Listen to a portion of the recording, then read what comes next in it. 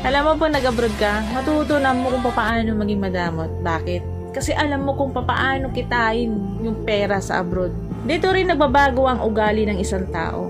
Bakit? Dahil sa mga taong nakakasalamuhan nila na hindi nila kaugali. Dahil sa mga taong nakakasalamuhan nila na iba't iba ang pag-uugali. Karamihan sa mga tao sa Pilipinas at hindi naging OFW kailanman, hinuhusgahan nila yung mga tao na naging OFW na kesyo mayaman na kesyo nasa ibang bansa na kesyo nakahawak na ng pera, na kesyo gumaan ng buhay, lumaki ng bahay, mayabang na.